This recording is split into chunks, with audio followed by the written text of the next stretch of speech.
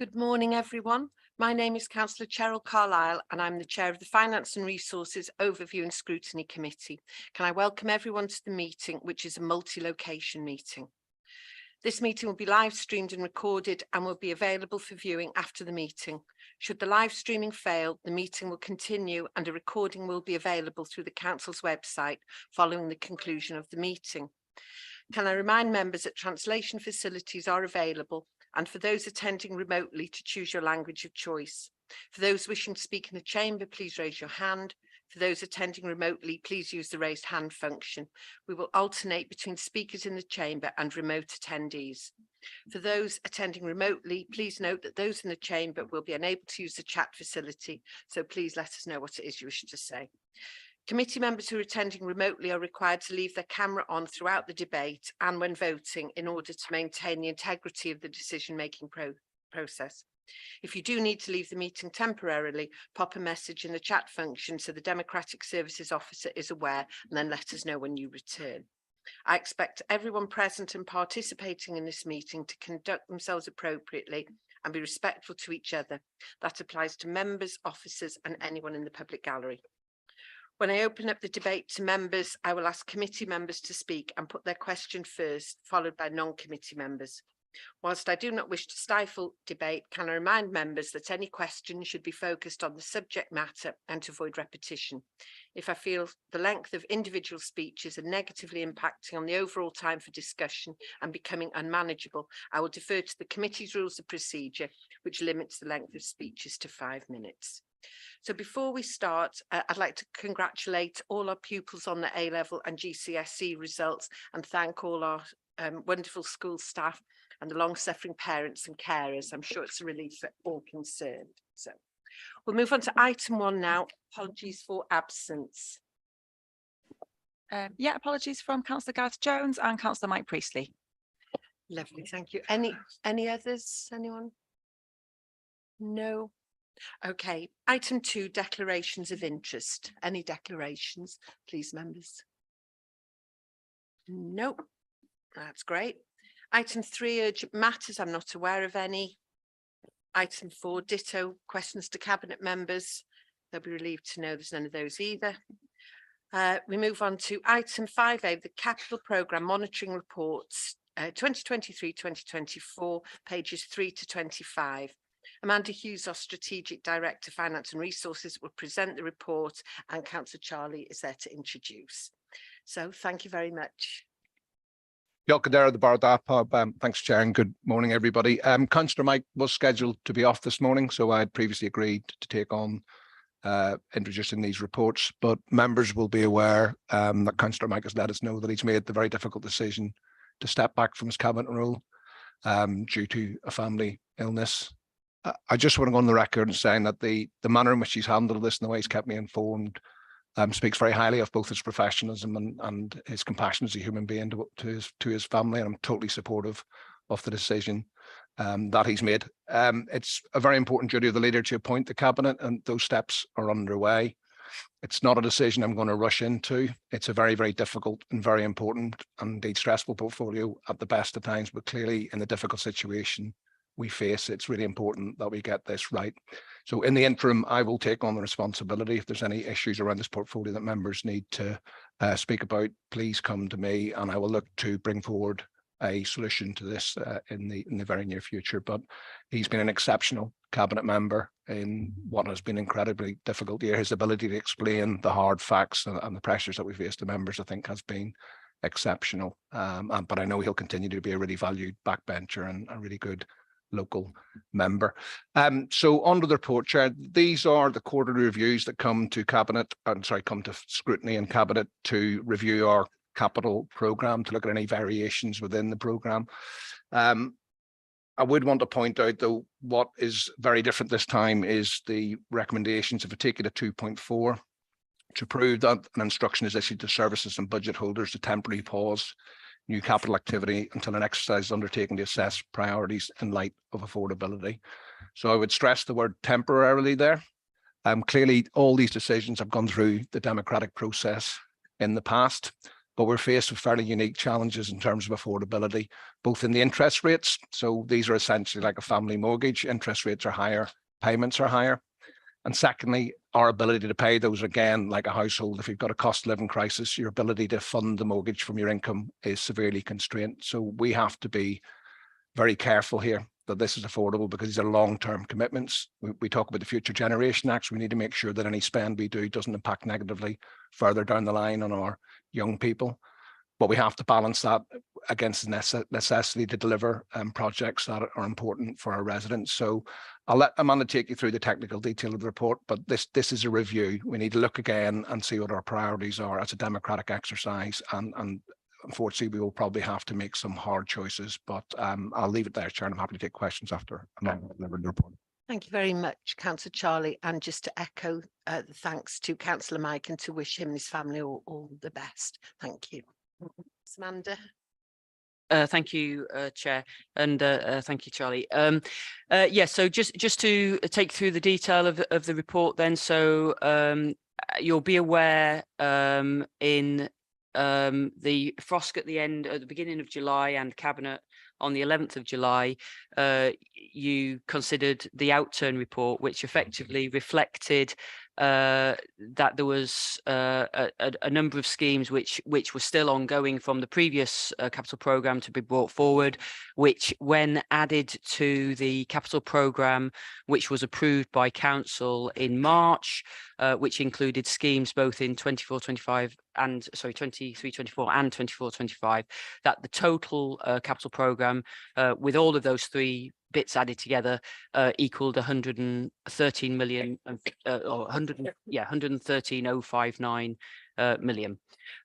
So since then, there's some updates to the capital schemes in that this report is seeking to add 13,285,000 into the capital programme, and that's for things which have changed since the start of the financial year, and are predominantly as a result of receiving grant funding for a number of schemes. And the total level of changes are detailed in Appendix 1.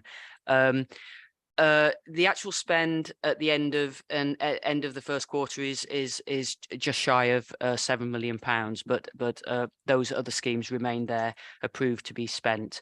So moving on then, I guess, to the crux of this report at this early stage is this issue around affordability. So within that capital programme as it currently stands, that sort of total sum of the 126 million, on the assumption the 13 million is added, then effectively within that there is a requirement to borrow 71 million pounds. Now I would just emphasise that within that there is the borrowing for the CRUMP schemes, so the Coastal Risk Management Programme schemes, and that borrowing, an element of that borrowing is what we would call supported borrowing. So in other words, Welsh Government are giving us money to fund the borrowing costs of an element of it. So of that 71 million, 30 million of it relates to the CRUMP, but it nonetheless means that we've still got to borrow that 71 million, and then 41 million of it, as I say, is our own borrowing. So within Table 2 in the report, I've set out effectively, based on current estimates, what the implications into the revenue budget are of that borrowing. So you can see in the first column of Table 2, the actual total revenue implication of all of that borrowing, of that 71 million, is 6.9 million. However, we will receive £3 million, or I anticipate receiving £3 million relating to that CRUMP element of that, but the net impact for us of the current capital programme is it would require us to add into our revenue budget 3.9 million. Now the timing of that wouldn't be all in one go, because we're likely to spend the capital programme over probably the next 2 or 3 years before all of those costs come to the revenue budget. But nonetheless, in total, we've got to bring 3.9 million into revenue to fund the existing capital programme without the prospect of further capital being approved, which would have a bearing as well. So, consequently, the implications of the funding is quite significant. And I guess the particular thing to draw attention to is that interest figure, because you can see that effectively the net figure for interest based on the current interest rate is 2.6 million. Now, I draw your attention to that particularly because go back a couple of years, the interest implications would have been very small. It might have been 500,000, something like that. Because interest rates a couple of years ago were running 0.5%, as you say. So we, borrowing wise, were probably only borrowing at 1.5% tops. Now, interest rates are currently 5.25. They're anticipated to go up to 5.5 in the near future. There's still suggestion they might go higher than that. And we tend to borrow about 1% above the base rate. So therefore, I've costed it based on 6.5%. Now, therefore, the problem is we can't really afford without causing significant pressure on the revenue budget to take in that 3.9 million into the revenue budget, which is why, therefore, there is the recommendation for us to temporarily pause and reassess whether we can afford to deliver the remainder of that capital programme. And that might be around whether we can afford it at all, i.e. we maybe need to deprioritize certain things and stop certain schemes. It could be that we do still believe a scheme is valid, but maybe we need to push it out. So push it down the line. So instead of doing it this year or next year, maybe we do it in a couple of years when interest rates might hopefully will come down. So just in the context of interest rates. So at the moment, there is an expectation on the basis of I'm quoting our Treasury advisors here. There is an anticipation that in the latter half of 24-25, interest rates will start to decline, and hopefully by midway through 26-27, they might, or they're anticipating currently that they'll get down to around 3%. What I would, however, say is that the forecasts that have been in place over the last 12 months, generally speaking, are pushing out, if you know what I mean. So it is, inflation's coming down, interest rates going up, etc. It is the patterns are in line with advisors' expectations, but perhaps the timeline is pushed out. So they were expecting interest rates to start coming down much sooner than they are now. So there is a chance that the current predictions will also push out if obviously the economic situation doesn't improve in line with expectations. So that's why, as I say, we've got to really consider the affordability.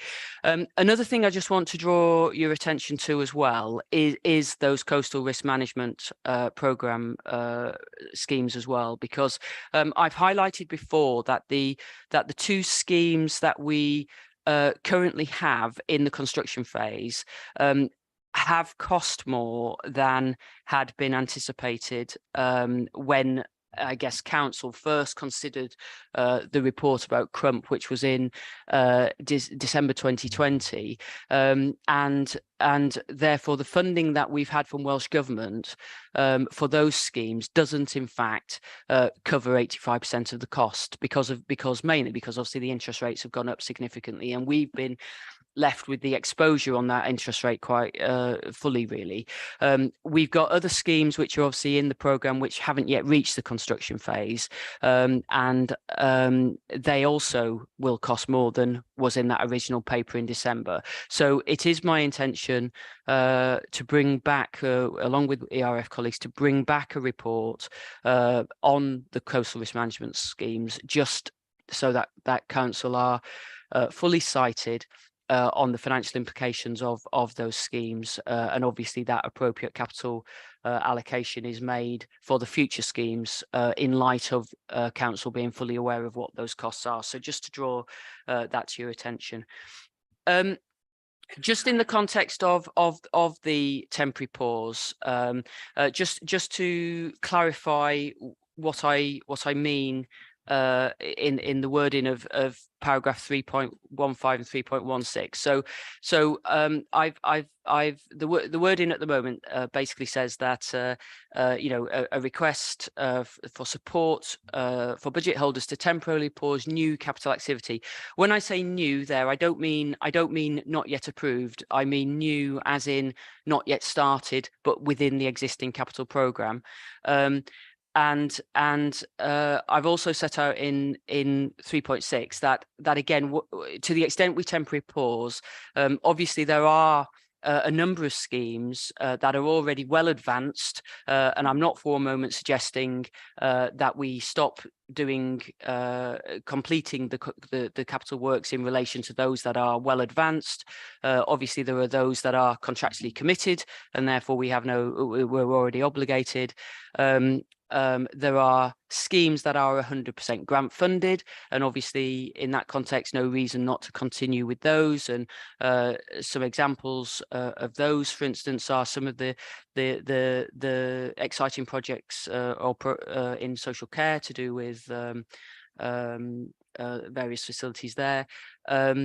And equally, there may well be things that haven't yet started, but which need to go ahead because they will be responding to emergency situations. And I guess I'm thinking probably of some highways related things there, where if there was some sort of landslide onto a road that would need to be cleared or whatever, then clearly we would have to do that kind of stuff. So but everything else, in terms of anything that's not yet started, for that temporary pause, with a view then that would be reviewed, and proposals come back through democracy, obviously, around what would and wouldn't carry on into the future capital programme. I hope that's useful. Thank you. Thank you very much, Amanda, as ever, very useful. When are you anticipating the report coming through? Well, obviously, assuming it's supported as a recommendation, then we'll look to do the work fairly quickly and bring it back. I'd probably need to, I wouldn't want to tie myself down to a date, but to the extent it's the end of August, if we did the work in September, then hopefully we would be back in democracy in October sometime. That's brilliant. Thank you, Amanda. Okay, members, we've heard from Amanda. Who's got questions, please?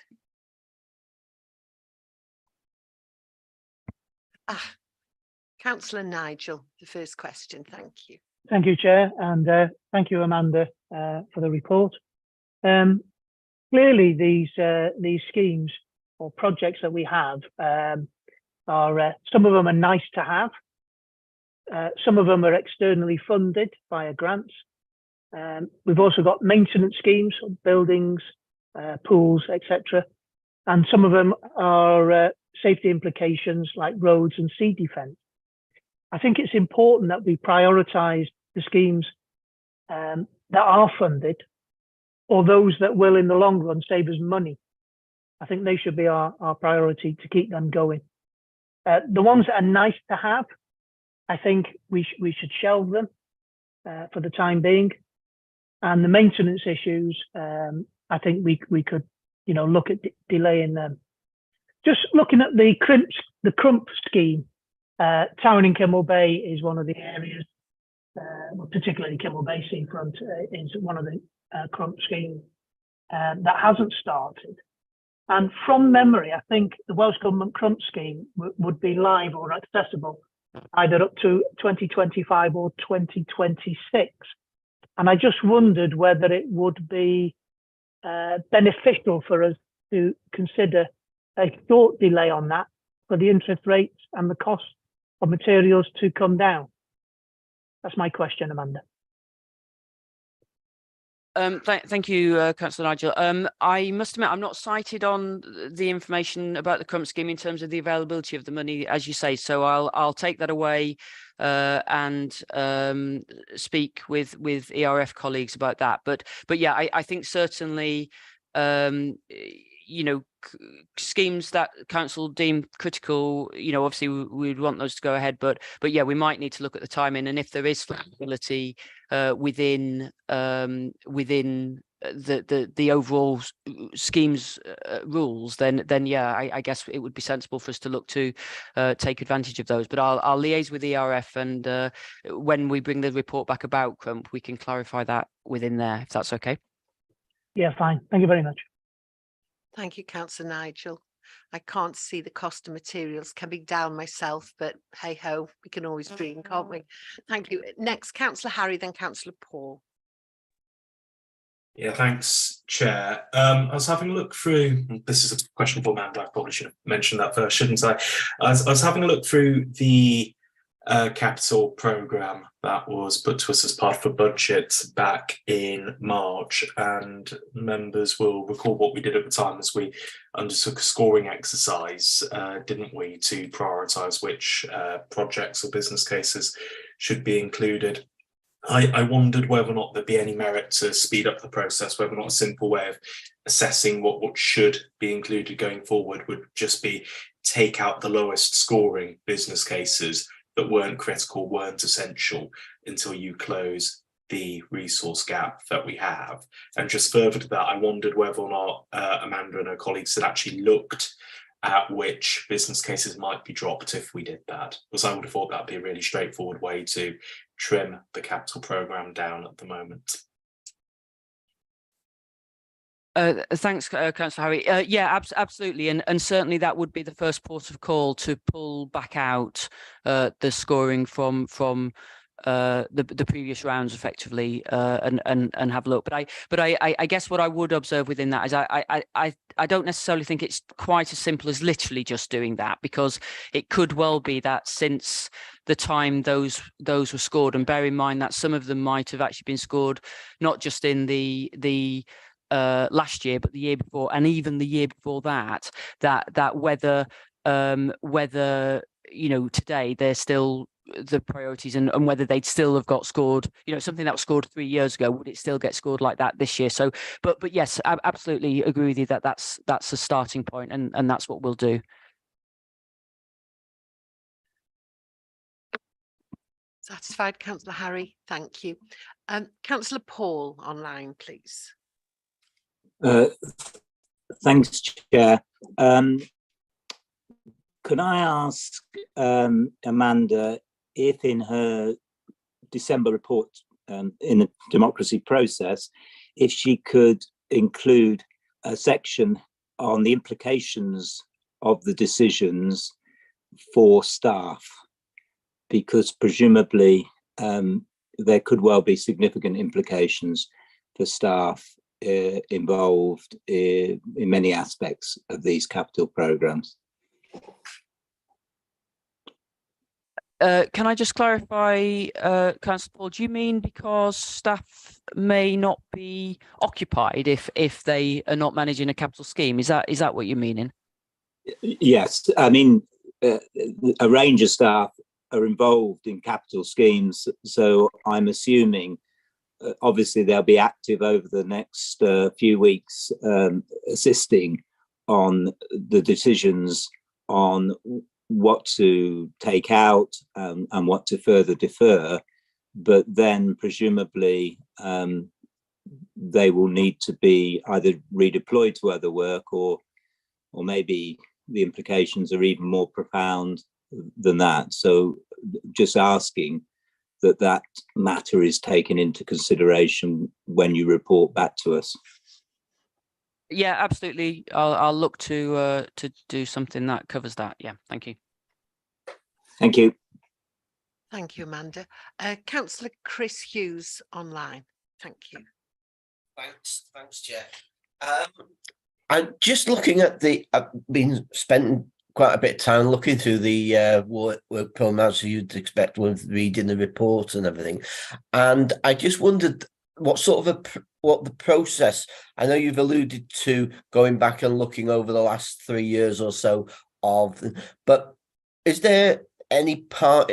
Members have quite a say normally in the development of the capital programme, and particularly in the scoring of that. And as has been said many times before, every project is precious to someone. I just wonder whether there is a role for members to play in the reprioritisation of the work programme. Yeah, absolutely. In the sense of, I fully appreciate, as you say, that the way schemes have got into the capital programme up until now have obviously, as you say, been through detailed scrutiny with members and ultimately a full decision by council. So in that context, I certainly recognise absolutely that it needs to go through democracy and actually ultimately it will be a decision again for council actually, so members will be involved. I guess what I haven't yet perhaps explicitly considered is whether we would do that via some kind of workshop as we might have done in the past, Councillor Chris, or whether there's another way that we can do it that's as effective but more streamlined. So if you perhaps would bear with me in terms of leaving me to think explicitly about how I involve members in the process, but absolutely members would need to be involved as before. Yeah, I do see, if you just bring back the projects and say these are the ones that are going to be dropping out and these are the ones we're going to continue on a report on that basis, I think we're going to end up going line by line by line through every single one of those projects as people try to justify why they should stay in, rather than engaging with members at the earliest stage so that we're all aware of the process that we've gone through to reach the decision around those projects that do remain in and those projects who either come out or are deferred to a later date. Thank you, Councillor Chris. Excellent point. Councillor Charlie. Yeah, I just wanted to build on the point that Chris made. I think what we really need to look at is the long-term impact on our revenue budget. When we had near to zero inflation, it had very little effect, and we were able to deliver some really valuable capital schemes. But clearly, like somebody building an extension in the house, you've got to look at, can you afford the repayments over the term of the mortgage? So I think the next report, looking at that whole framework of how we make these decisions, has to be really clear. It's not about, first and foremost, what can we afford, and then secondly, what difficult choices do we have to make in line of our affordability. But it's a very valuable point. Thank you, Chair. Thank you, Councillor Charlie. Councillor Stephen. Thank you, Chair. Councillor Chris made a very good point in his observations on that, and I'd like to see that going forward. I'd also like to see what criteria or what process, and I would like to see that go through some sort of scrutiny before any decision as to what projects are put onto that list. My second question is that Amanda's mentioned Treasury advisors who are predicting that potentially interest rates can go up to 6.5%.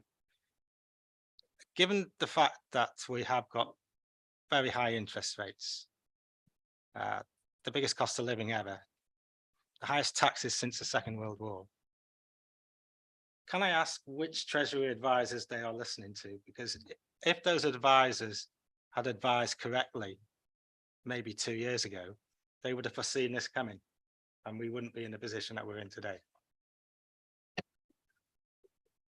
In terms of the Treasury advisors that we use, it's a company called Arling Close, which is we undertake a procurement process to seek Treasury advice, and as I say, Arling Close is the one who's won the contract for us. Also, I'm aware used by a number of local authorities. Whilst I have used our Treasury advisors' advice, I would also say it is, you can go on the internet and get the same advice by looking at forecasts that are commonly available.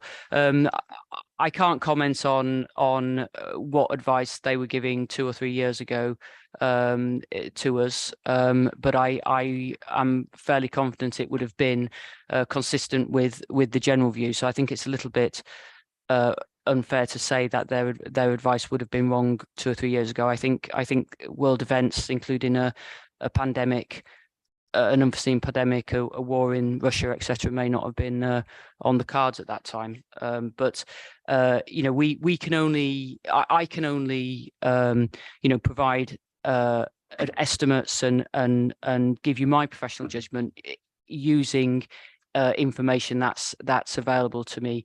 Nobody can predict the future. We can only do and rely on our best understanding and expectation around that, and as part of that, that's using Treasury advisors and other advisors, and when we come on to the next report, equally you'll see there's a whole host of guesstimates in there around forecasts on pay and things like that. So unfortunately, we haven't got crystal balls into the future, and I could only use the information I have available to me in providing the advice through the reports. Thank you.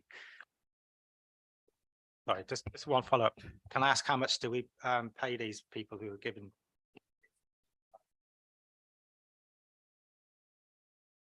I don't know the figure off the top of my head. I'd have to come back and let the committee know what we pay to them.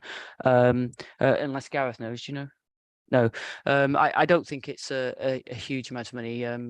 In the tens of thousands, but I'd have to come back and clarify. Yeah. So you'll come back to committee and clarify that outside of here. That's lovely. Thank you. Thank you, Amanda. Next speaker, Councillor Dilwyn.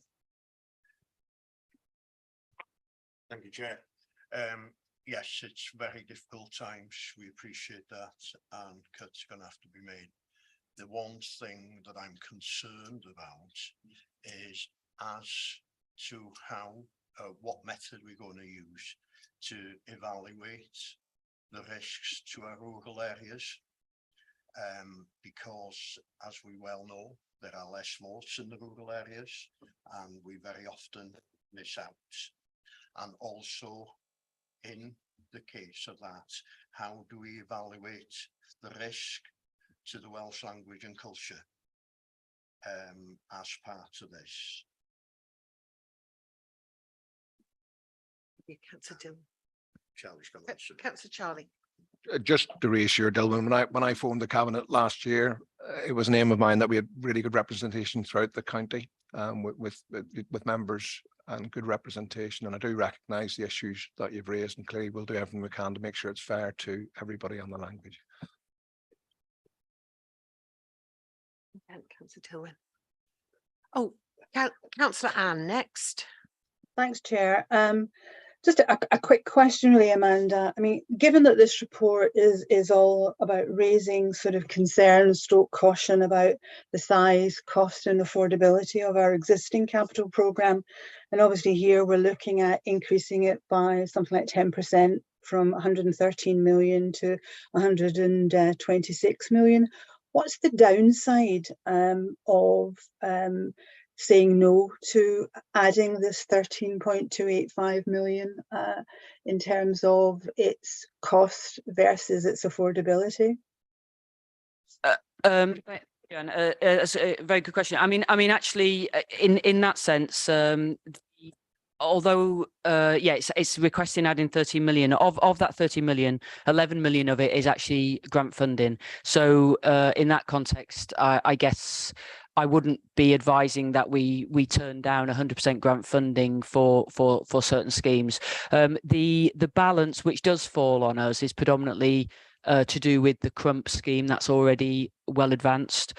So in reality, is probably just a correction of the budget, because the cost of the Crump is higher than was before. So although there is a financial implication to that element of it, it's already, if truth be told, it's already committed because it's the Crump scheme, and as I say, the bulk of it is grant funding anyway. So I suppose in this particular instance, I wouldn't be concerned about adding the 13 million on. The bigger concern really is, I guess, is trying to take out in due course through appropriate process a chunk of that 40 million, which is the non-Crump element of our rest of our programme. Does that help? Yeah, thanks, Amanda. I just wanted to get that sort of clearly on record, really, so that all of us are clear, as well as members of the public watching. So on the back of that, can I just move the recommendations in 2.2, 2.3, and certainly 2.4? Thanks, Chair. Thank you, Councillor Anne. Councillor Shah. I'm happy to second that. Excellent. Thank you very much. So do we have any other recommendations? No, we've had a proposal, we've had a seconder. Would members like to show? 3 in the room. 1, 2, 3, 4, 5, 6, 8 online. Thank you, members. Anyone against? Any abstentions? No, that's carried then. Thank you very much indeed, members. And thank you, Amanda, for all those answers. We now move on to item 5B, setting the budget, business planning framework 24-25, pages 26 to 72. Councillor Charlie will introduce and Amanda will present. Thank you. Thanks once again, Chair. I'd just like to start by congratulating Amanda and her team for what I think is a really excellent report. It very much speaks for itself, but clearly the purpose of the report is to give us a high level indication of financial outlook for the forthcoming year, and also a clear steer for members and steer for officers in terms of business cases, and also the timetable that we will meet in order to try and meet the challenge ahead. I think Councillor Mike put in his comments that the figures we're looking at are eye-watering. There is a large degree of uncertainty at this stage, but I think even the best case scenario of around £20 million is exceedingly worrying, especially on the back of the cuts and council tax rise that we imposed on our residents last year. In terms of the uncertainties around that, clearly a lot of what we do is demand-led. We've seen that with the homelessness, where that budget's gone from around £500,000 to £5.5 million. You know, if there are no homeless on the streets in Conway, we will find them accommodation, but that comes at a cost. We've seen big rise in demand for our social services, and these are all statutory services. We have to provide this domiciliary care. We have to look after these people. It's vital to support the NHS and enable them to operate properly. We have uncertainty around pay settlements, which are set externally. Inflation, as we've already mentioned, produces a huge cost in interest rates in the same as everything else. And within some sectors, we're seeing much higher levels of inflation and in construction and things like that, materials, etc. So there are a lot of unknowns there.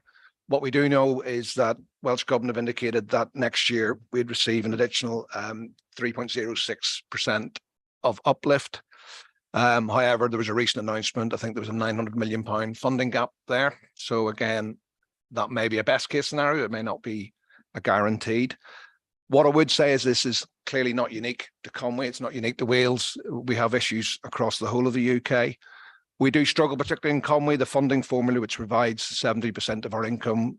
We receive £256 less per resident than residents of Denbighshire, and £155 less per head than our residents in Gwynedd, which is clearly really challenging. These are huge sums of money. I have spoken often about the funding formula. It provides around £11 for residents between 60 and 85, and it jumps to around £1,700 for residents over 85. But we know that around 47% of the people we provide services to, domiciliary care and care homes, are actually under 85. So I will continue to bang that drum for Conway. I'd really like to see our Senate members get involved in that as well and give us assistance and recognise the disparity in funding between us and our neighbours. Across Wales, as I say, we're seeing really similar challenges. Lots of other councillors can't just be blamed on politicians. Northern Ireland, which is a population half the size of Wales, the civil servants are estimating that they're £800 million short as well. So these are serious challenges, but we have a clear pathway and we will have some really difficult choices to make. And I will let Amanda go through the rest of the report. So thank you, Chair. Thank you, Councillor Charlie. Thank you, Chair. Yes. So as Councillor Charlie says, this sets out the proposed timetable and governance arrangements in relation to the budget setting process for 24-25.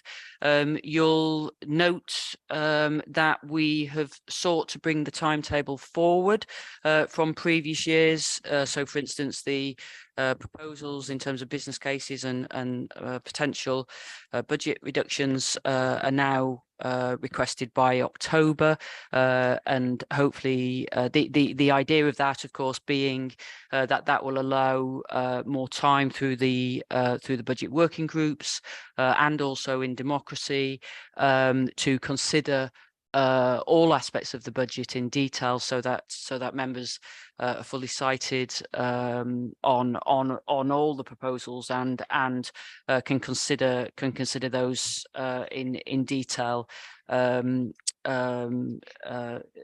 You know, as we go through the process. We don't anticipate receiving the settlement until into December, as has been the case for a number of years now. So ultimately, key decisions can't start ultimately being taken until we know what our funding position is, but nonetheless we can seek to get as prepared and cited on all of the detail ahead of that. The other thing, just talking about the framework itself, the business case templates for and the budget reduction templates have been updated and changed this year. Gareth having come in with a fresh pair of eyes as has revamped those considerably to try and make them much more succinct and useful for members, to allow them to get to grips with what's in them, and also we've made improvements in the context of, for instance, that quality impact assessments will now need to be submitted alongside those proposals. So again, members can be fully cited on all of the implications of the information in front of them when they come to consider that. So that's about the actual framework itself and the timetable. But I guess the key thing of interest is the forecast for next year. So I've set that out in Appendix 1 in detail, and it's set out as say in detail in Table 1 of Appendix 1, and effectively you can see there what I've put forward effectively are different scenarios based on different assumptions. But it also does include an expectation of an increase in our funding from Welsh Government by £5.5 million. So as Councillor Charlie has already mentioned, Welsh Government announced when they gave us the settlement for 23-24, they also announced an indication that in 24-25 there would be 196 million distributed across Wales, which is an increase of 3.06. If you assume we got an equal share of that 3.06% increase, then that would result in an additional income for us of just over 6 million. However, we don't tend to fare very well in terms of average increase. We tend to be below that. And on top of that, we also know that we have still got the full impact of the population changes to come through into our settlement. You'll recall that last year we lost about £700,000 as a result of population changes relative to the rest of Wales, and we've still got a second year impact of that to come through. So for the minute, I'm assuming that we will get around 5.5 million out of that 196 million that's being distributed across Wales. And that's what I've reflected in Table 1.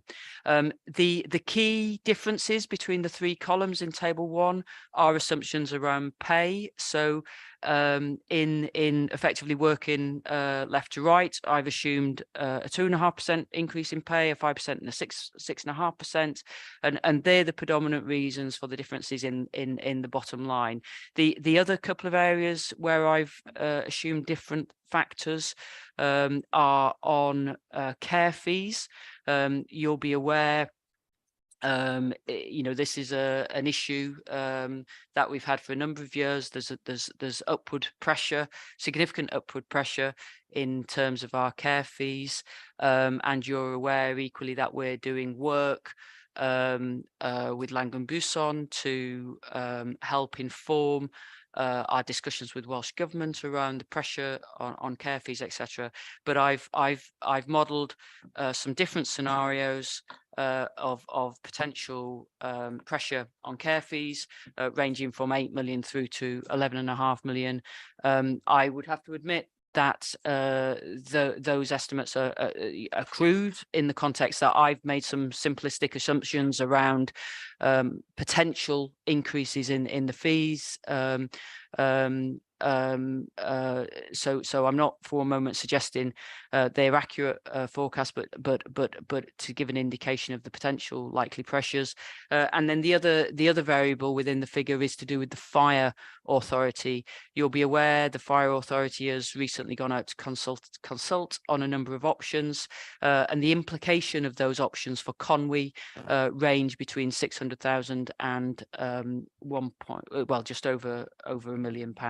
So they're reflected again in the figures. So on that basis, and subject to those different assumptions, our gap could be around 20.5 million, or it could be just over 30 million. I'll also draw your attention in table 1 to some potential pressures that I, for the minute, am assuming will be funded. But I'm flagging them because that's not yet 100% been confirmed. And what they are that you'll recall, in terms of the teachers' pay award, you'll recall that last year the teachers were granted an additional 1.5% pay award from September 2022. In the current year, we are receiving that funding via a grant. What I don't know, I'm assuming that will then get built into the budget, into the AEF, the base for next year, but I don't know. It's unclear whether it will be, and therefore, if it's not, then that would give us an additional pressure of £800,000. And then the other pressure, which I'm assuming will be funded, is that it is anticipated that there will be a change in the employer's contribution to the teachers' pension scheme. And potentially, so effectively, just to explain on that, so periodically, every 3 or 4 years, there is an actuarial revaluation done of the scheme and effectively an assessment made about whether the scheme is fully funded, i.e. that the future commitment on pensions, is met by the investments that the scheme currently has. It's anticipated that that actuarial revaluation will determine that there needs to be an increase in the level of contributions made into the scheme. In other words, there's a funding shortfall in the global scheme, and there is talk, suggestion that maybe the pension contribution will increase by 30 or 35% for that, and the implications are set out in the table there. Again, I'm assuming that will be funded, but it's not yet been 100% confirmed. So I haven't included those in the pressures for the minute. The table at the bottom of the table, then I have set out what 1% of council tax will raise, which is now 685,000, and therefore multiples of different scenarios of what different levels of increase will raise. So you can see certainly, simplistically, say members ultimately supported a 5% council tax rise, then with a £20 million shortfall and a £3 million rise in council tax, it would still leave us 17 million short in terms of identifying other cutbacks in the budget to fund that, or to effectively balance, not to fund it, but to balance our expenditure with our funding sources.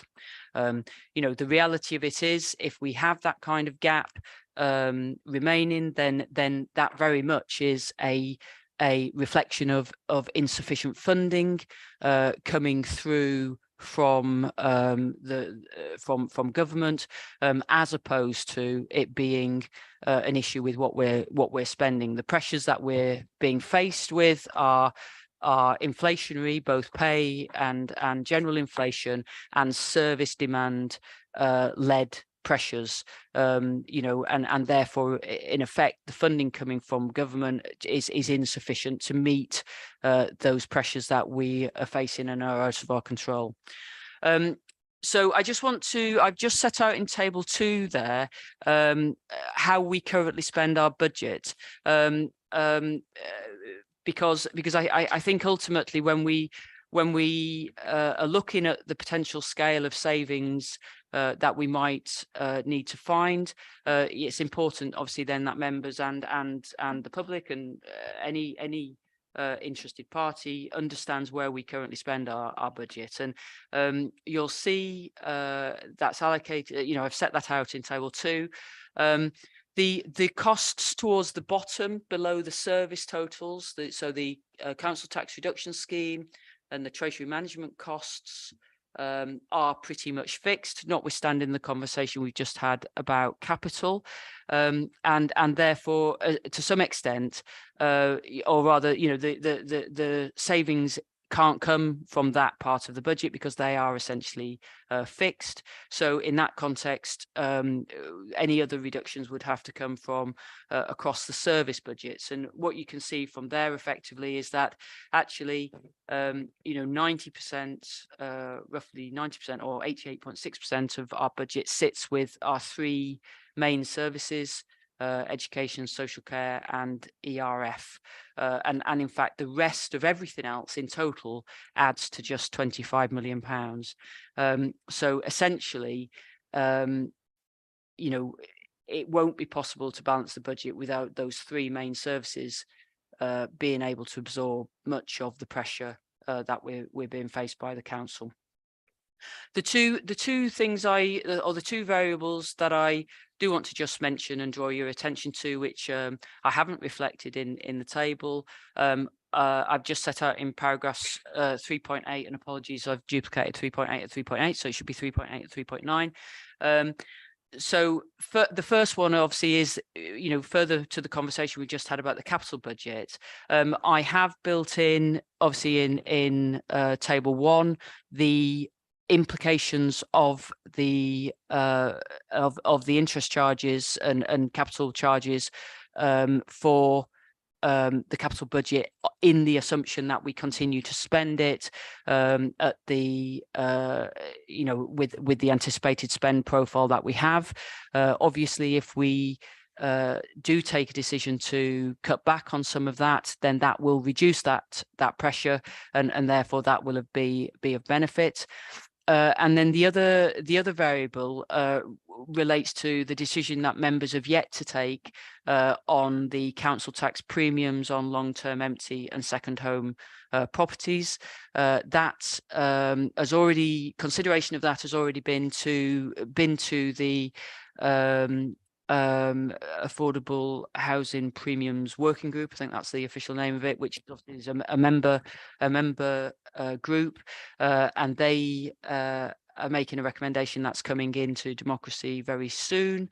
And if there is a decision ultimately by council to increase the level of premiums from their current level, then that would have the side benefit, as in, I say the side benefit because the motivation behind the premiums is more around the policy decision, but it would have the side benefit of generating additional income, which again, you know, it would improve the overall forecast, subject to the decision on that. So I just want to then flag, I guess, the uncertainties that we're facing at the moment, because obviously I've prepared those figures making some assumptions around pay and other things, and obviously at this stage we don't know what those will be. So just in the context of pay, you know, we have yet we yet to know what the pay awards for the current year are. Never mind forecasting what they might be for next year. So we still have a lack of clarification on, as I say, whether that 1.5% for teachers from last year will be in the settlement. We don't know the outcome of the current year pay awards, and obviously we don't know the expectations around next year's pay awards either, or ongoing impact of inflation and interest rates, and obviously we equally don't know whether in fact UK and Welsh Government will provide any additional funding either through the budget and the settlement thereafter. Just talking specifically about pay though, our pay, particularly the NJC pay, so not teachers, but the rest of local government staff, the national living wage forecast has a real consequence for us in terms of that pay, because actually, if you look currently at what the Office of Budget Responsibility is saying in terms of the forecast average earnings for next year, they're actually saying it's likely to be 1.8%, which is actually below the 2.5%, which is the smaller, the lowest figure I've used in the table.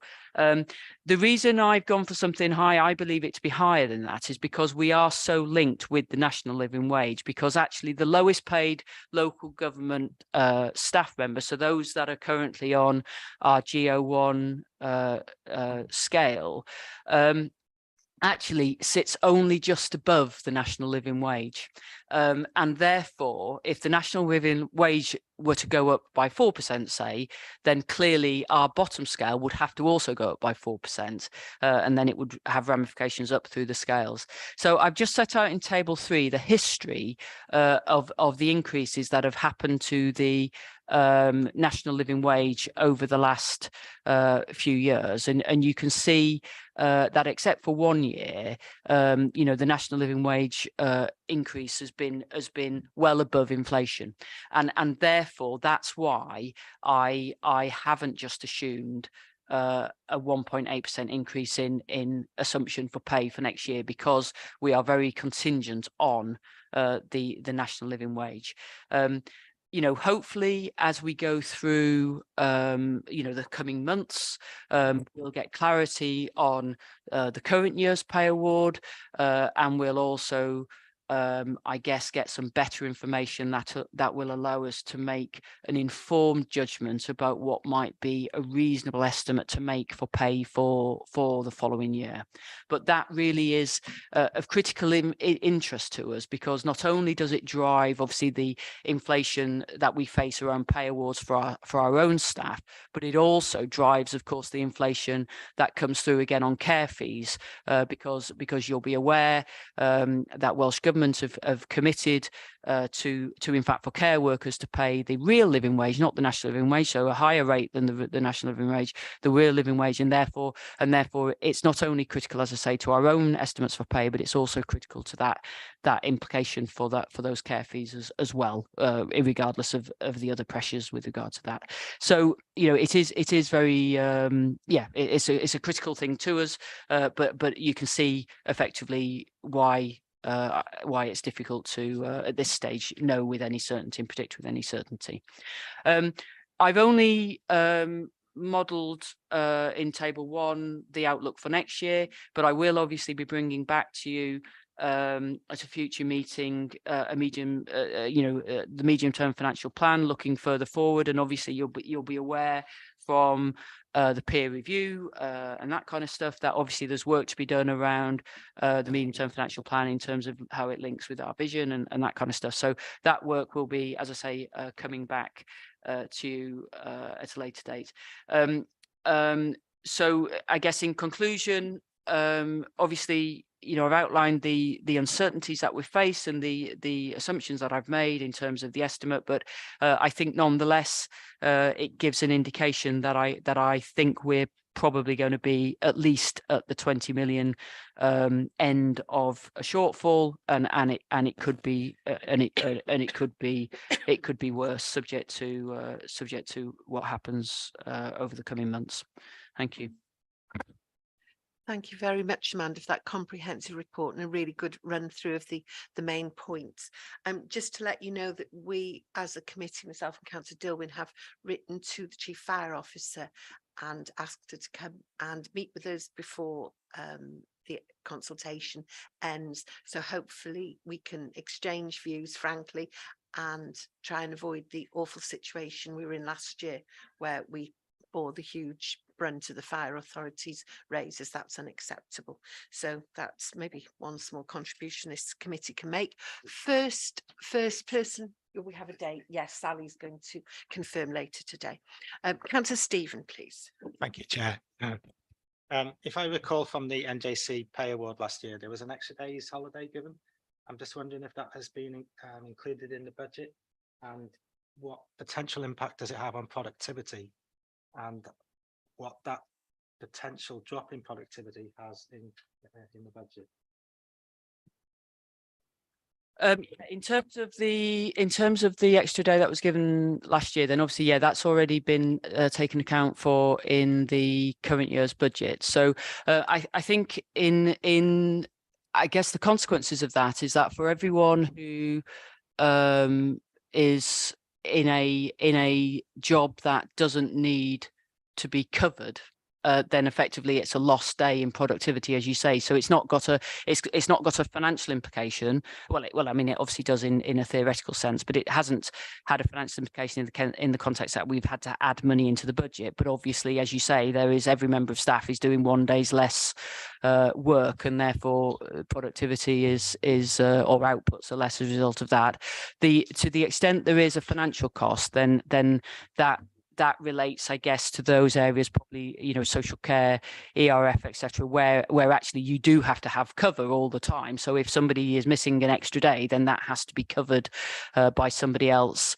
I think when I worked it out last year, I think that probably had a financial implication of around £150,000 for us as an authority, and that was built into the budget. So yeah, it's already in effectively, but as you say, the consequences of the extra day is that, yeah, the outputs of people has been eroded by 1 day. Yeah. Just an additional question. I think sickness levels were about 11.6 last year or something. They were quite high, weren't they? Again, has there been any mitigation to try and bring that down?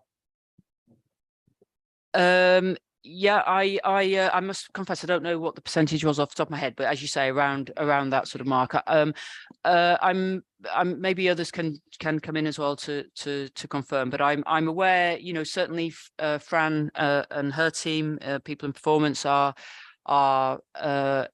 undertaking a range of activity in terms of managing, well, and the wider organisation in terms of managing sickness absence. We obviously have a comprehensive system in place where people have returned to work interviews. We consider what reasonable adjustments we may be able to make to people to help people stay in work and all that kind of stuff. Obviously, our hybrid working policy helps support people's circumstances and arrangements where and hopefully help keep people healthy in that sense. So I think there's a whole host of activity that we're doing across both corporately and through the management structures to manage sickness absence. And I'm aware it's very strongly on Fran and her team's radar, and it's something that we're monitoring closely.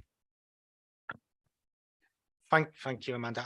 I'm just wondering if it's possible to have an update from Fran on regards to sickness. That's a really good idea, Councillor Stephen. We will ask for that. Thank you very much. Next, Councillor Harry.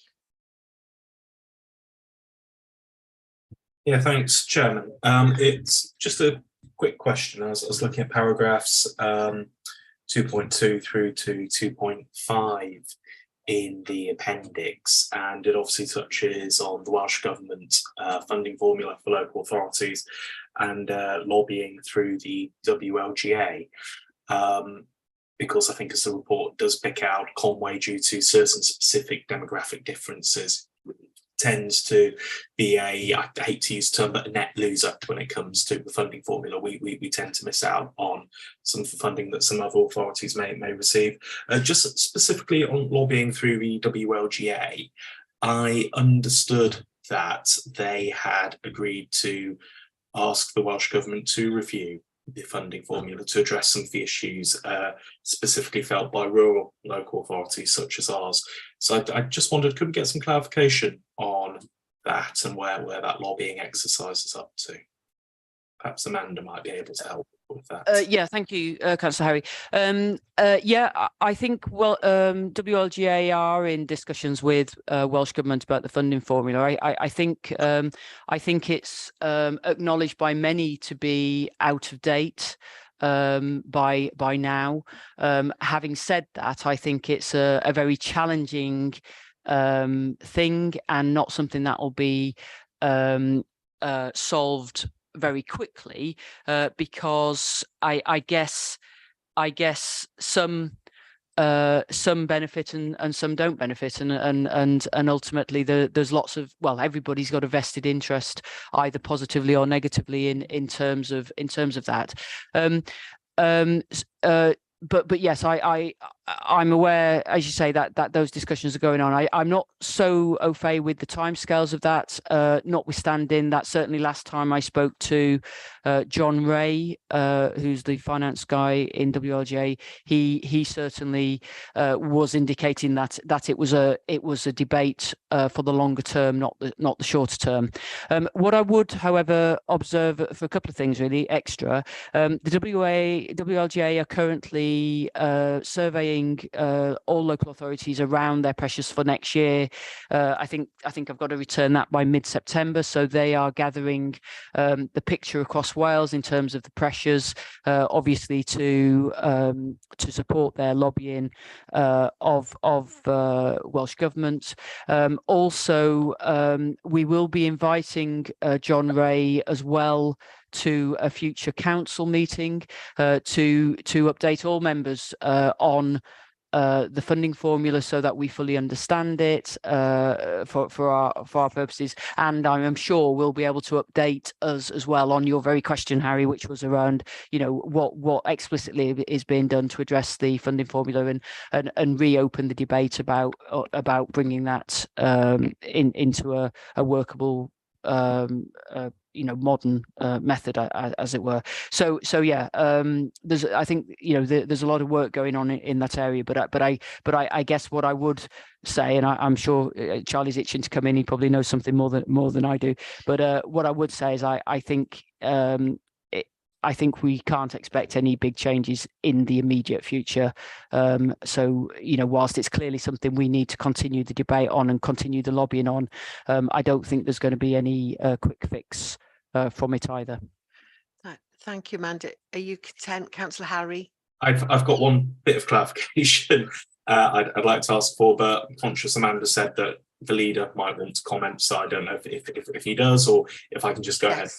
Councillor Charlie's going to comment on this, and I know we all agree that given the elderly demographics we have in Conway, this is long overdue, a shake-up. Councillor Charlie. The last update I received was from the finance subgroup, the WLGA, which met on the 6th of July, or it was certainly July anyway, but the next meeting is the 6th of September.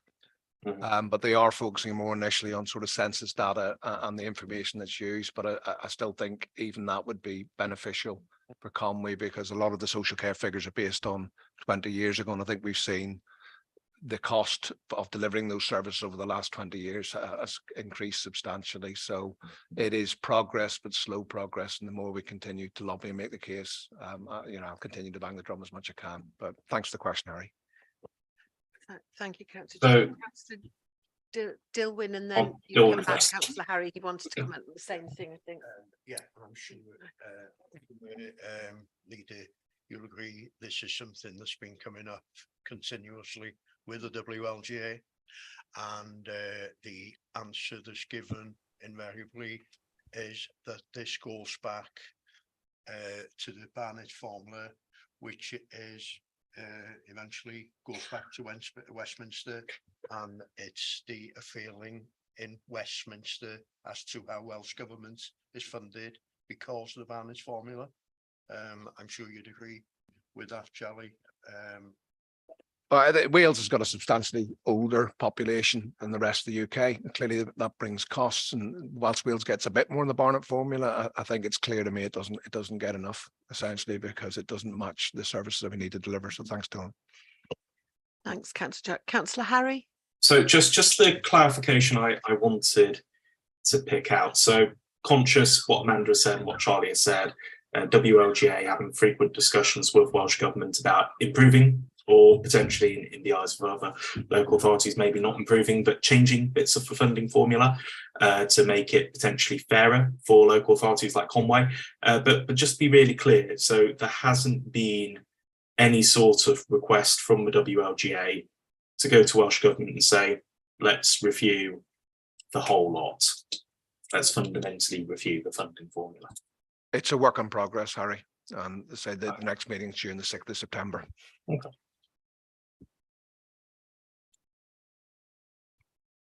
Okay. Thank you very much for that, Councillor Harry. Next, we've got Councillor Nigel, then Councillor Paul and Councillor Anne. Thank you, Nigel.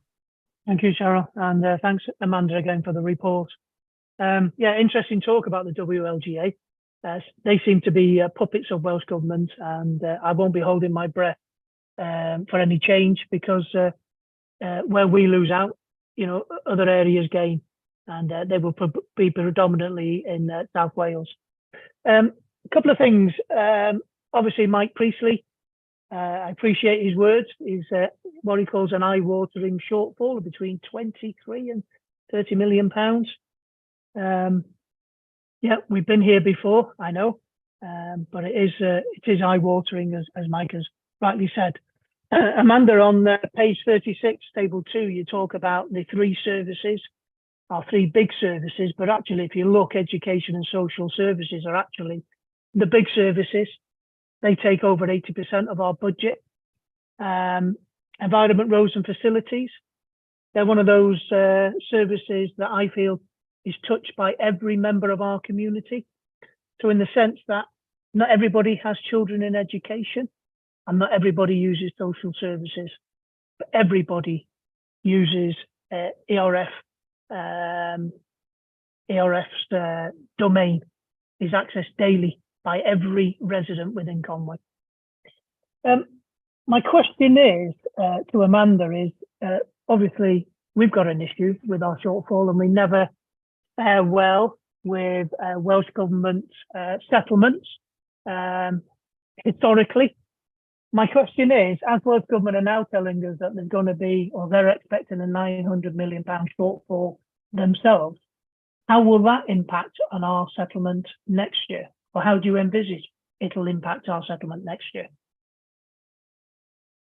At the moment, I'm assuming it doesn't impact on our settlement, but obviously there is nonetheless that risk. My understanding with the 900 million was that it was an in-year shortfall, and I guess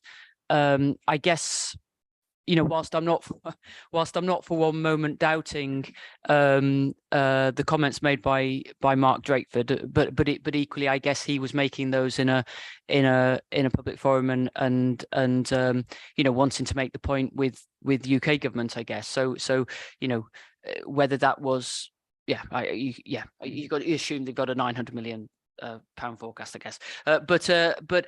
Yeah, I've assumed for the minute that we will get our share of that 3.06.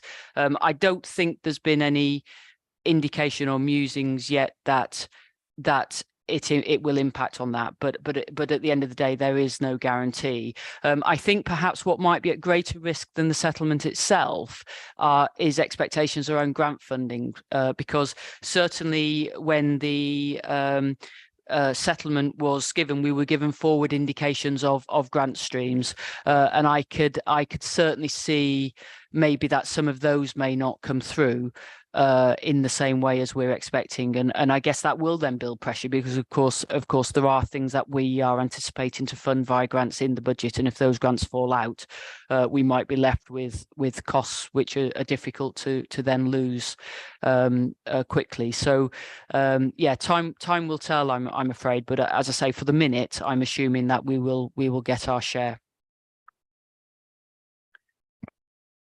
Thank you very much, Amanda. We'll move next to Councillor Paul. Yes, thank you, Chair. Just on the issue of productivity and how that impacts on our budget, the most recent data that was reported indicated public sector output is 5.7% lower than pre-pandemic levels, and that compared to the private sector, which is 1.3% higher.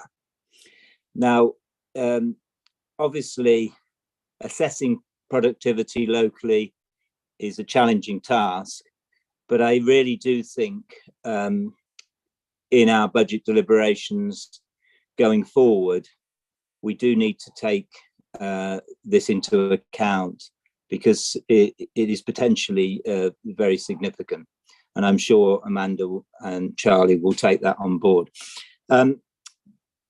Apart from that comment, I'd just like to move the recommendations in the report, if that's possible. Thank you. Thank you very much, Councillor Paul. So you've made a proposal. We've got Councillors Anne and Chris, and then we'll move to the recommendations. Councillor Anne, please. Thanks, Chair. A sobering report is how I would sort of comment on Amanda and her team's report in front of us. I mean, between 20 and 30 million, given sort of the last 10, 12 years, is catastrophic, isn't it, really, in terms of for the people of Conway and for the team who work really hard here in Conway. I mean, a view I take, I have to say, is we just can't go on with these sorts of numbers, because they are unsurmountable, really, going forward. If we don't transform, which is what the peer review team have told us, if we don't transform, I really can't see the alternative to us actually having to either volunteer or be forcibly merged. So significant are the pressures in terms of money that this report just distills. And I think, you know, I do, you know, really feel for Charlie in the Cabinet. I've been there when we've talked about the funding formula. And I think we all know in our heart of hearts that there's going to be no significant changes in the funding formula in the next 5, if not 10 years, because that's how long the sort of landscape is if you were to try and effect some sort of change. So what that tells us, we have to live within our means. We have to do things differently. And I think that's what each and every one of us here needs to really reflect upon, because these figures, as I say, are eye-watering, which is what Mike has said. Now, what I would say, I mean, I'm really pleased Nigel brought up the point about on page 35, 36, that actually clarifies where our money tends to be spent in terms of the bulk of it. It's like, what is it? 80 plus sort of percent, 90% is on education, is on social services, and is on ERF. And what I perhaps ask Amanda to do going forward, on page 35 in table 1, she's quantified social service pressures, but I actually would like to see those 3 high cost services being treated equally, so that we as members can actually evaluate where the opportunities and threats are by actually seeing those service pressures quantified. So it's there for social care. I'd like to see it there for ERF, and I'd certainly like to see it there for education. So I just ask her to consider that. And moving on, Amanda did say that there's been some amendments within the business planning process to the how we do the capital bids process. So I really congratulate her and Gareth in moving that on, because to say it was over complex and sort of quite sort of mysterious is an understatement. So to have some sort of clarity and actually have some realism and affordability matrices, I think is really sort of critical. But the point where I would really want to sort of focus my comment here is on page 50, which is the business planning process sort of framework, and what the schedule is. Now, I am disappointed, and particularly in light of a conversation I had with one of the cabinet yesterday. How come, given the feedback we've had from the peer review, are we continuing to plan to exclude the public in these deliberations and sort of decision making? Welsh Government advice is to all councils in Wales is that they consult, engage with the public in terms of what savings programme plan that they've got, so that they're actually taking public view on public value and where we ought to go into account. So Welsh Government advises that. Most councils in Wales actually do it and have been doing it for a number of years as good practice.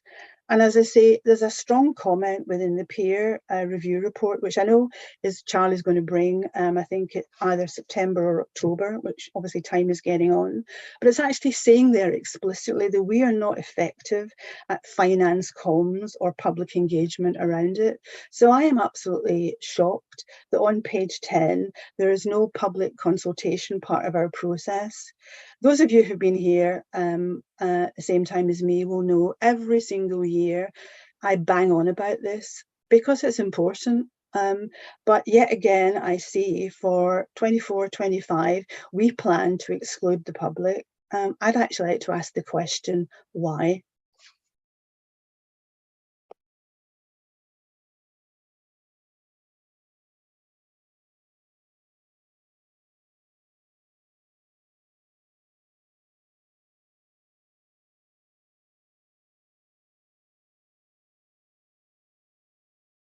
Sorry, I'm on now. Sorry, my apology, Councillor Anna. It was a bit slow coming on the microphone. So to address your fundamental question there, I will have to hold my hands up there, Councillor, and that's my fault that I haven't built it in there, and that's probably a lack of thought on my part.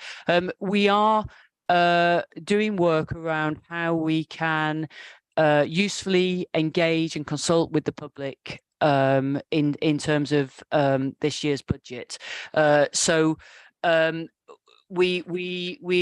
having detailed discussions around how we can raise awareness. I think there's two angles to it. I think there's the issue of raising awareness so that our residents understand the range and breadth of services that we provide with our budgets, because I do suspect perhaps not everybody realizes the extent of what we do, and also then to obviously do more work around explaining and apologies, there's a mower going behind me, explaining the pressures that we face and the challenges that we face, and so on and so forth. So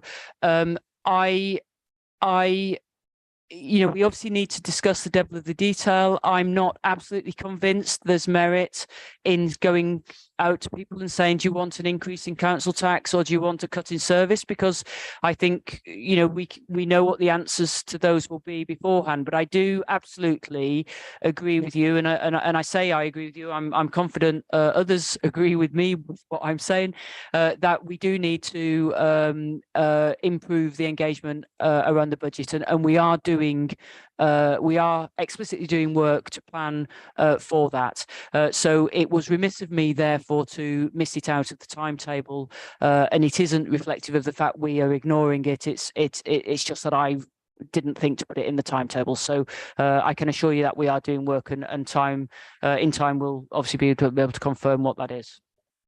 I just come back on that, Chair. Can I come back on that, Chair? Yes, I think Councillor Charlie wanted to answer you, but if you want to come back first, Councillor Anne, and then we'll go to Councillor Charlie. Okay. I mean, thanks for the answer, Amanda. I mean, I don't think it's helpful to trivialise and saying that we would go out and ask the residents, do you want a council tax increase or do you want a cut in service? It's a far more sophisticated and adult, mature process than that, that's carried out by other councils. And I would actually like to amend Nigel's proposal to say that we ask Cabinet to include comms and engagement within the business planning framework. Thanks, Chair. Thank you, Councillor Charlie. I thought you were going to nip out and ask our lawn mowing friend to maybe go the other way. Oh no, we're back. Okay, shout please. Yeah, thanks, Anna. I must admit I wasn't involved in the writing of the report, so I didn't notice it wasn't in the timetable. And I think you're absolutely right. We need to do more to communicate with residents. Just to add, one thing I did discuss over the last couple of days with the Chief Exec and Amanda is that we need to be far better with information from our elected community and town councillors, and also our residents who put themselves forward as school governors. The proposal, we thought about actually sharing these reports with them in the interim as people who've put themselves forward for election, of people who are clearly interested in how our schools run. I think it's only right that they have that information, but we do need to do more work on how we actually engage with the general public, and I accept that and thank her for bringing it up. Thanks, Charlie. Thank you, Councillor and Councillor Charlie. Reen, did you want to pop in there? Yeah, please? just very quickly. I think you'll see from the report and the appendices that a lot of the things that we've included in here are lessons learned from last year, and one of those elements was the consultation element. Now, how that looks and how that will work, we're still working on, but I think there's an acceptance, certainly from the discussions I've had, that there needs to be an element of consultation and communication, and that, as quite rightly said, that comes through the peer review, and it's something we're working on. But all of this is premised on lessons learned from last year. It's the bringing things forward, trying to give ourselves more time to look at the detail of things. The most complicated discussions you could think about in a local government forum are included in this document, and they will flow through the democratic process and the working groups in the next few months. So I hope that gives that assurance, but I appreciate the comment made, Councillor Anne, and completely accept. And as Amanda said, it is a work in progress. That's what we're doing to try and move the agenda on from what we discovered last year. So I hope that helps.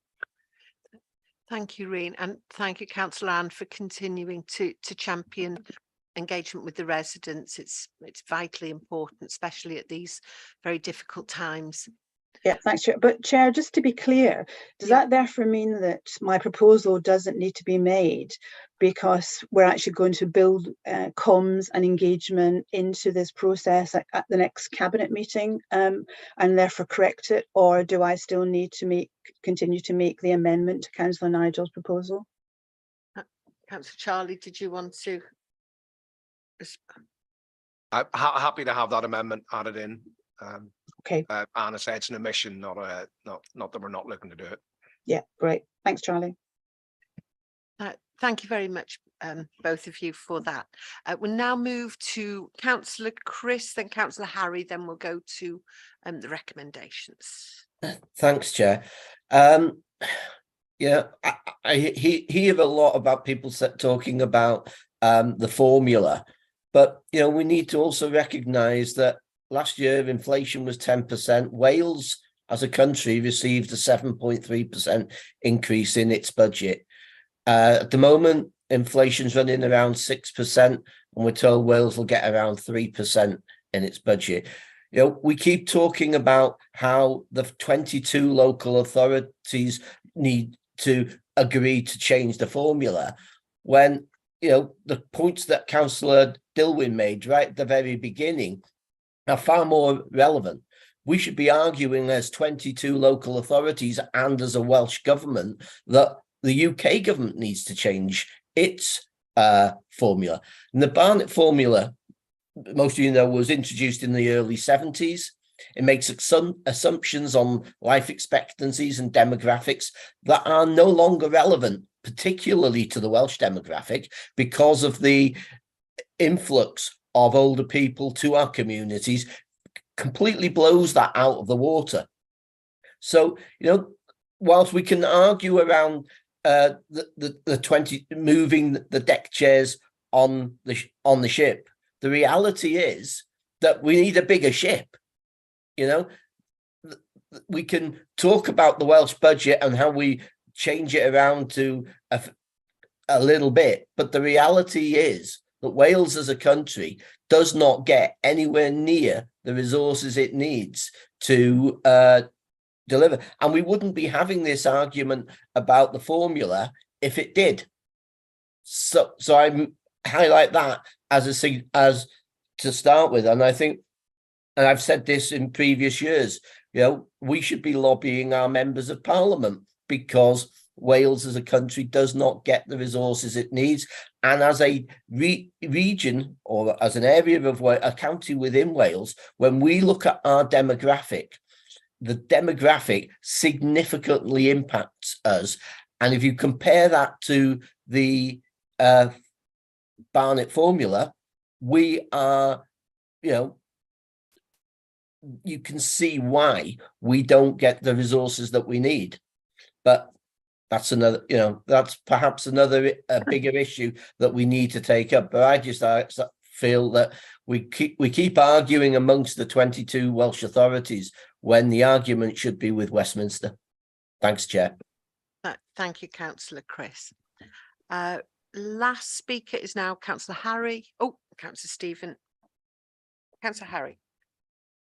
Yeah, thanks, Chair. I was going to actually pipe up and second Anne's amendment. I know, to be perfectly honest, I've been a little bit sceptical of the idea of consulting with the public on something as huge and all-encompassing as the budget in the past. But one thing that I thought was particularly interesting, I came across a budget consultation, don't ask why, there's a Cotswolds District Council, which I get a district council is slightly different to us, but they carried out a consultation on their budget in 2020, or their 23-24 budget last year. I looked at it. It is a fantastic consultation. It's easy to get your head around. It gives a clear steer from the public to that authority as to what their residents and their ratepayers would like to see. I'm happy to forward details of that consultation over to Amanda, but you certainly there have an almost ready to go template for how you can carry out a consultation. And I'm conscious that there have occasionally been comments made in the past by certainly members of the current cabinet and the previous cabinet about the risk of consultations becoming politicised. What I found particularly fascinating about this consultation was it was delivered by, I think, a Liberal Democrat Labour council, obviously dealing with a Conservative government funding formula, and there wasn't a whiff of political partisanship there. It managed to put forward all the facts in an easy to understand way, which the public were able to engage with. So I'll second Anne's amendment, and I'll forward those details over to Amanda in due course. Thank you. Thank you very much for that, Councillor Harry. Yes, I think we could all do with less politics sometimes, couldn't we? Councillor Stephen, last speaker. Thank you, Chair. I was going to second Councillor Anne's amendment. She makes a very valid point on honesty and integrity, which is part of the Nolan principles. And it may mitigate the fact that the press in the local area seem to be peddling misinformation and in some cases it is actually supported by certain councillors. So I would like to see Councillor Ann's amendment taken forward. Thank you, Councillor Stephen. So we're going to take. Yeah, we still have a second. Yeah. Yeah, we still haven't had a second for Councillor Nigel's proposal yet. We've had. Yeah, it was Councillor Paul's proposal. So, Councillor Paul, thank you. I'm happy to second it if that helps as well. Oh, right. So where are we going now, Peter? Well, just take Councillor Ann's amendment and then take the main proposal. Okay, well, we've had Councillor Ann's amendment. Would you like to repeat that, Councillor Ann? To move the two recommendations, but within to include within the business planning framework, finance, comms and public engagement. Thank you very much for that. And we've had that seconded. Would members like to show on that, please? 2, 3 in the room, and 1, 2, 3, 4, 5, 6 and 7 online. And anyone against? Any abstentions?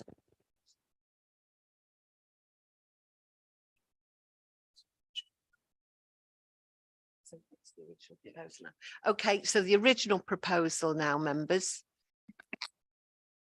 Councillor Nigel. 1, 2, 3 in the room. 1, 2, 3, 4, 5, 6. 6 on that. Pop your mic on. Just to be clear, that proposal includes Councillor Ann's amendment, just so that we're clear on it. So it's the original proposal with the additional words that Councillor Ann has put forward. Okay, so if we could show on that. Rena, I'm really unclear here. I thought I had already moved the two recommendations and included my amendment. So I'm unsure why we're rerunning it. Yeah. With the different sets of proposer. Yeah, the reason is there was an original proposal put forward by Councillor Paul, yeah. which you amended. So we've added the words that you've included into the original proposals. That was the previous vote. Now we're voting on the amended proposal, which includes your words. So does that make sense? It does, because I certainly hadn't understood that till you just said it. Thanks. Okay, thank you, Anne. Thank you. Okay, so we've got 3 in the chamber and 1, 2, 3, 4, 5, 6 and 7 online. Excellent. Anyone against? Anyone abstaining? No, that's carried then. Thank you very much indeed for that, members. And look at that, finished before 12. Well done. Thank you again. Thank you, Chair. Thanks, Reen. Thanks, everyone. Bye now. Thank you, Chair. Diolch.